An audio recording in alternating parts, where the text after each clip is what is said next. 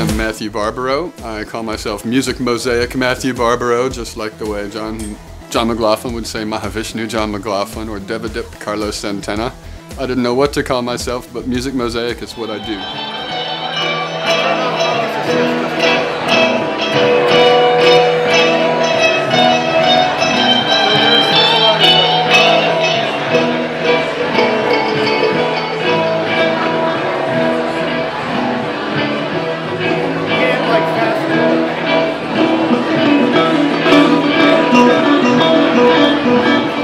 Hypnotic in nature because I use digital delays that repeat the notes that I play, and then they play back what I play, and so it's a call and response thing, and I work together with my machines to try to create a harmonious rhythm, and then I channel the energy of the room, of my energy and everybody's energy that kind of combines. I'm kind of empathic, so I'll feel the vibrations and I play according to who's there and how they're feeling and the vibrations they're sending me. So I was graduating from high school and realized I didn't want to be a politician. That was my forte. I went to Close-Up United Nations, Model United Nations. I won awards for that. I was a valedictorian, and I could not see myself in Congress or anything, or being a lobbyist or being a lawyer and lying every time I opened my mouth, and eating terribly and getting overweight and wearing polyester and greasing my hair back and all that stuff. And so I decided that I would look to music to finally see if it was something I'd like to do. I saw people like Bono going to South America trying to get people's families back who had been captured by the government, and he didn't have to do that. He really took his celebrity and he used it for something political and something good, something positive. And I don't really want fame, but I want to be able to make positive change. If that's fame, then whatever. But I want to be able to use that so I can help and facilitate people's wellness. So being in bands, playing music, you know, you're so held at bay by what other people want when you're in a band. You have to play what the promoter wants, what the producer wants, what a record company wants. And we're always trying to make people dance, and people are out there shaking their bones, and they're drinking their alcohol, and they got sex on the brain and stuff, and so much music really, really does accommodate that.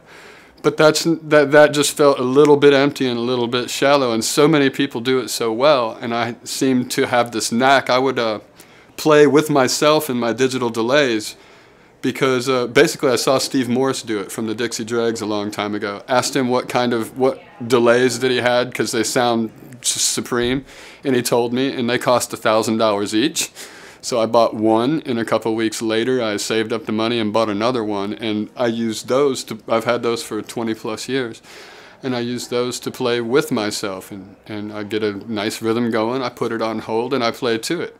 And that gets me I'm playing in time, so it's like a metronome, and I get to stay in key, so it's so much easier than making a guitar player play a 3-second riff for 25 minutes for you. They're not going to do that. No one will do that.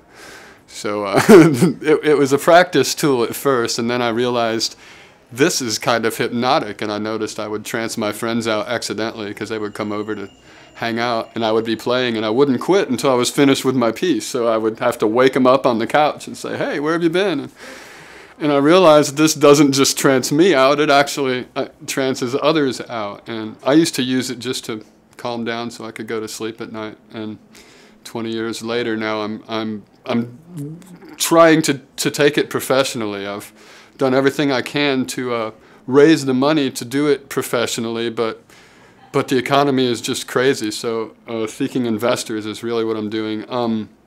And basically the only way to do that is play them every day, make myself as good as I can, but I really need to play for others so I can get testimonials, so people can understand this, because until you can show them a philosophy or a concept, really doesn't mean much.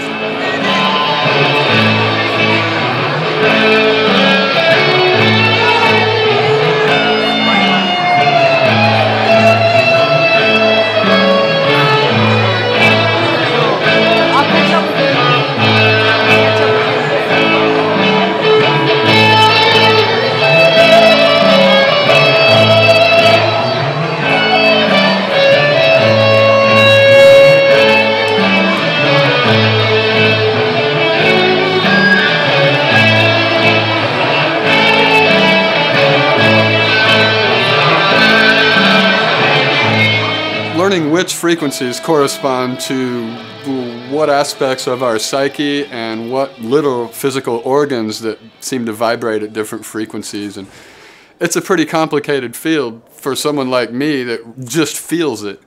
So naturally, I've been looking into that, and what I'd really like to do is go to LA.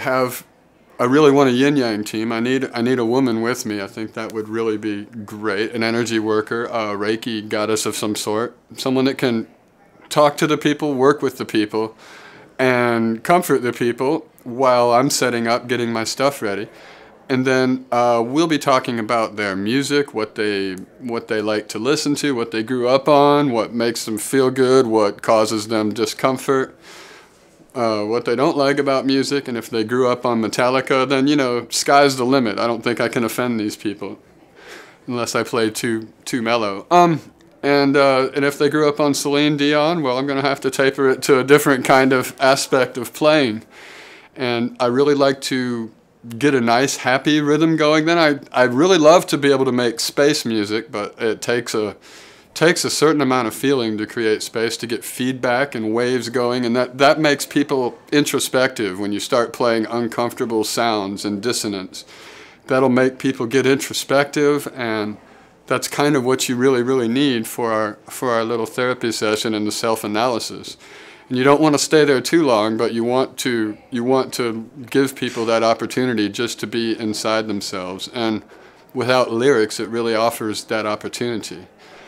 And so I really do believe there are so many want to be artists in the field in LA that aren't artists, and they're in the field of helping artists somehow. They're in the acting or the music, entertainment industries, so they really appreciate it. And that's why I feel LA would probably have an inexhaustible supply and demand of those kind of people. I would be the supply, of course, but there'd be a supply of customers for me.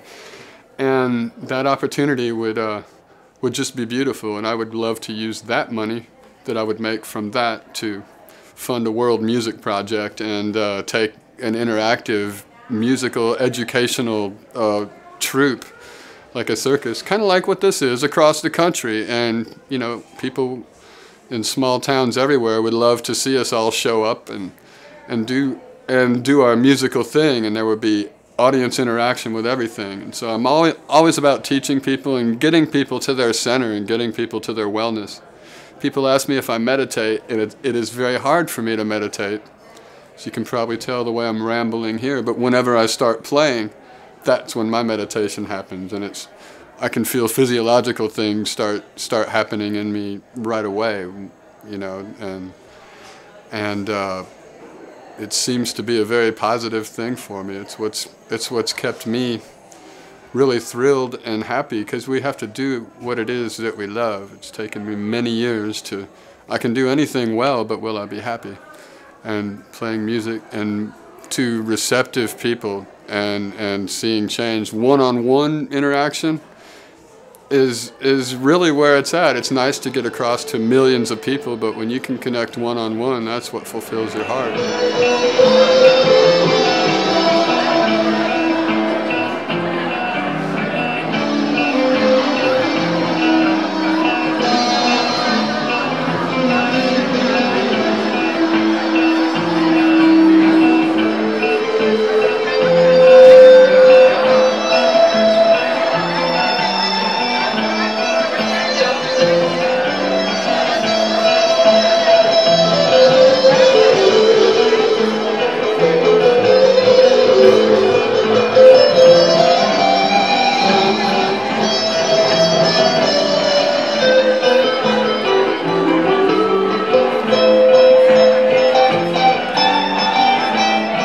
I can't listen to me for long enough to produce all the stuff that I do, so I'm looking for producers and engineers. I want to integrate EDM as well. I would love to take this sort of stuff to the EDM people, because a lot of them don't have enough real musicians. They're just DJs offering the music, and musicians have the heart and that connection with spirit. We got to keep that alive in the music, or people get a little crazy and uncentered.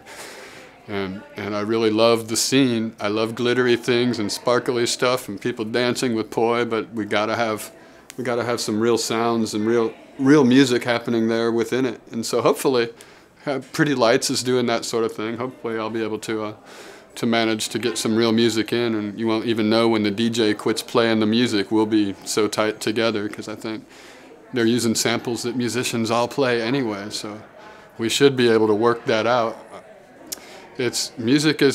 All music is a fusion. I have learned that, and I'm a fusion baby, so I love people that are authentic with whatever it is they do, but every music genre was once a fusion. It was a combination of 3 or 4 other kinds of music, and then it becomes the standard, and then people move on from that and they use that to create some other fusion, and it just never stops. So always wondering what the next big thing will be, and you can't ever really predict it.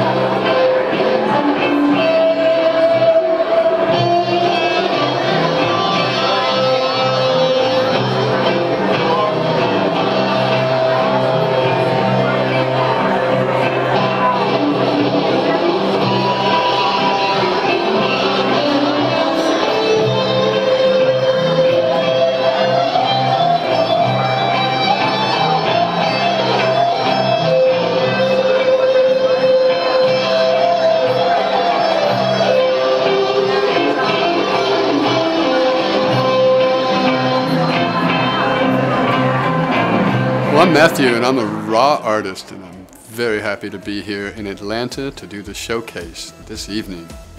Thank you so much for having me. Namaste.